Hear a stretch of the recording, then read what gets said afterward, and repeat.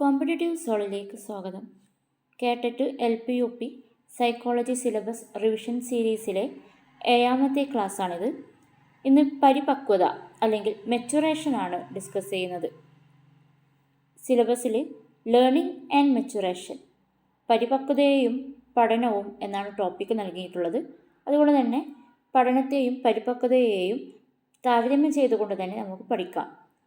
ആദ്യം, എന്താണ് പഠനം? പരിസരത്തിലെ മാറ്റങ്ങൾ വ്യക്തികളിലുണ്ടാക്കുന്ന പരിവർത്തനങ്ങളാണ് പഠനം. പരിസരത്തിലെ മാറ്റങ്ങൾ വ്യക്തികളിലുണ്ടാക്കുന്ന പരിവർത്തനങ്ങളാണ് പഠനം. നമ്മുടെ ചുറ്റുപാടും സാഹചര്യങ്ങളിൽ നിന്നും നമ്മൾ നേടിയെടുക്കുന്നത് ആ നേട്ടങ്ങൾ നമ്മളിലുണ്ടാക്കുന്ന പരിവർത്തനങ്ങളെയാണ് പഠനം എന്ന് പറയുന്നത്. എന്താണ് പരിപക്വത? ഒരു വ്യക്തിയുടെ വൈകാരിക, സാമൂഹിക, ഭൗതിക വളർച്ചയുടെ ഉന്നത നിലയെയാണ് പരിപക്വത എന്ന് പറയുന്നത്. ഒരു വ്യക്തിയുടെ വൈകാരികമായിട്ട്, സാമൂഹികപരമായിട്ടും ബുദ്ധിപരമായിട്ടുള്ള വളർച്ചയുടെ ഉന്നത നില, അതിൻ്റെ എക്സ്ട്രീം വേർഷനായിട്ടാണ് പരിപക്വത പറയുന്നത്. 2 തരത്തിലുണ്ട്. ശാരീരികമായിട്ടുള്ള പരിപക്വതയും വൈജ്ഞാനികമായിട്ടുള്ള പരിപക്വതയുണ്ട്. ഫിസിക്കൽ മെച്യൂരിറ്റി, അതുപോലെ തന്നെ കൊഗ്നിറ്റീവ് മെച്യൂരിറ്റി. പഠനവും പരിപക്വതയും, ഇതാണ് ഇമ്പോർട്ടൻ്റ്. പഠനം പരിപക്വതയെയും താരതമ്യം ചെയ്യുന്നത്. പഠനം എന്ന് പറയുന്നത്, ഒന്നാമത്തെ പോയിന്റ്, പഠനം ഒരു മാനസിക പ്രക്രിയയാണ്. പഠനം നമ്മുടെ ശാരീരികമായിട്ട് നമ്മളെ ബാധിക്കുന്നില്ല, തികച്ചും മാനസികമായിട്ടുള്ള ഒരു പ്രക്രിയയാണ് പഠനം. എന്നാൽ പരിപക്വത എന്ന് പറയുന്നത് മാനസികവുമായിട്ടും ശാരീരികമായിട്ടുമുള്ള പ്രക്രിയയാണ്. മാനസികമായിട്ടും ശാരീരികമായിട്ടും ഒരാൾ പരിപക്വത കൊള്ളുന്നുണ്ട്. പഠനം ഒരു അനുസ്യൂത പ്രക്രിയയാണ്. അതായത് കണ്ടിന്യൂഷൻ ഉണ്ട്, തുടർച്ചയായിട്ടുള്ളൊരു പ്രോസസ്സാണ് പഠനം. പഠനം തുടർന്നുകൊണ്ടേയിരിക്കുകയാണ്, അതുകൊണ്ടാണ് അനുസ്യൂത പ്രക്രിയയാണ്. പരിപക്വത എന്ന് പറയുമ്പോൾ അനുസ്യൂത പ്രക്രിയയല്ല. ഒരു സ്റ്റേജിൽ ഒരാളുടെ പരിപക്വത പൂർണ്ണമാവുന്നുണ്ട്. ഒരു പ്രായപൂർത്തിയാവുന്നതിലൂടെ ഒരാളുടെ പരിപക്വത അവിടെ പൂർണ്ണമാവുന്നുണ്ട്. അതിനുശേഷം അതിൽ മാറ്റം വരുന്നില്ല. അതുകൊണ്ട് തന്നെ ഇതൊരു അനുസ്യൂത പ്രക്രിയ അല്ല. അതായത് ലൈഫ് ലോങ് പ്രോസസ്സ് അല്ല പരിപക്വത.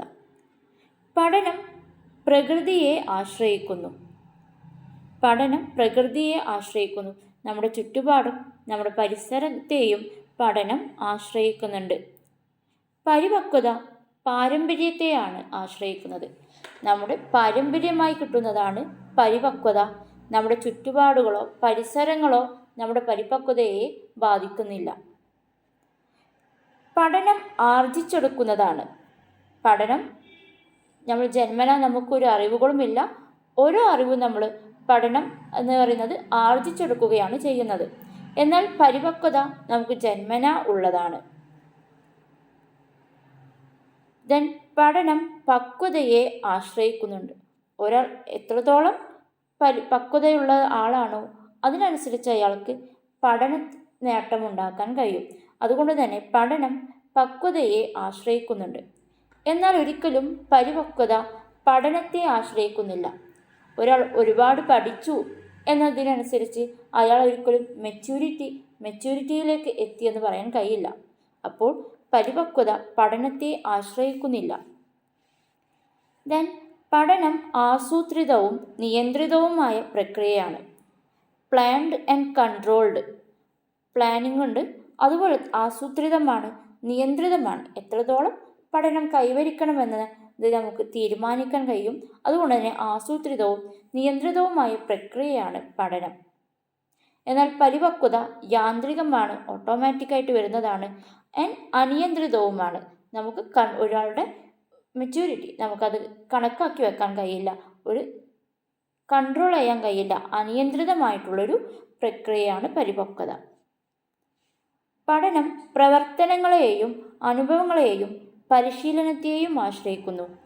നമ്മുടെ പ്രവർത്തനങ്ങൾ അനുസരിച്ച്, അനുഭവങ്ങൾക്കനുസരിച്ച്, പരിശീലനത്തിനനുസരിച്ച് നമ്മുടെ പഠനം നേട്ടം കൈവരിക്കുന്നുണ്ട്.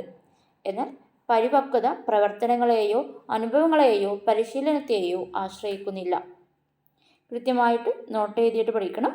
പഠനവും പരിപക്വതയും. പഠനം മാനസിക പ്രക്രിയയാണ്. പരിപക്വത മാനസിക ശാരീരിക പ്രക്രിയയാണ്. പഠനം അനുസ്യൂത പ്രക്രിയയാണ്. പരിപക്വത അനുസ്യൂത പ്രക്രിയ അല്ല. പഠനം പ്രകൃതിയെ ആശ്രയിക്കുന്നു.